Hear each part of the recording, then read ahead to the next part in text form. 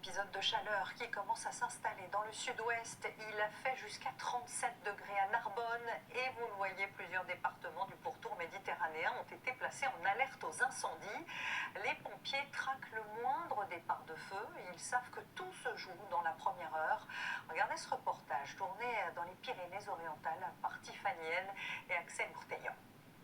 Cody 66 de Tour de Guet, force aériale, parlez. En quelques secondes, l'alerte est donnée. Je vois une fumée grise d'importance moyenne. Depuis sa tour de guet, Mathias est en communication avec les pompiers. En fonction de ce que le guetteur voit, les soldats du feu proportionnent leur intervention. Après mon rôle, je surveille la fumée, l'évolution, si ça se rapproche de l'habitation.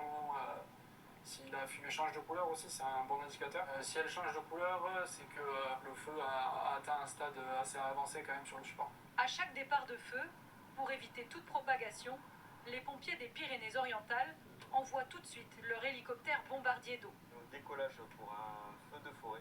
Aujourd'hui, Alex et Sébastien ont été appelés à 3 reprises pour des départs de feu à différents endroits du département.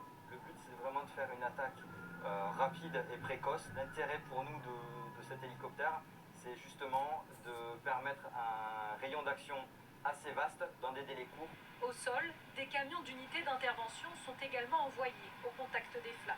Maverick, tout va bien là-bas? Nous ne sommes qu'au mois de juin, mais 150 pompiers sont déjà mobilisés à plein temps. Dès qu'il y a le moindre départ de feu, on va surdimensionner la réponse aux sapeurs-pompiers. Donc on va envoyer plus de moyens que nécessaire pour être sûr et certain que quand on va arriver au niveau du feu, on va très rapidement le circonscrire et l'éteindre. Pour être sûr de ne pas se faire dépasser par un feu dont on perdrait le contrôle. Pour aider les pompiers, certains citoyens se mobilisent également, comme Pierre et Jean-Pierre, membres d'une réserve communale. On vous demanderait de ne pas fumer ou d'éteindre vos cigarettes et pas faire de barbecue.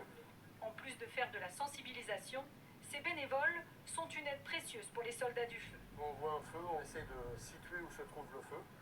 Et après, dès qu'on voit le feu et qu'on a réussi à savoir où il est, on prévient les pompiers.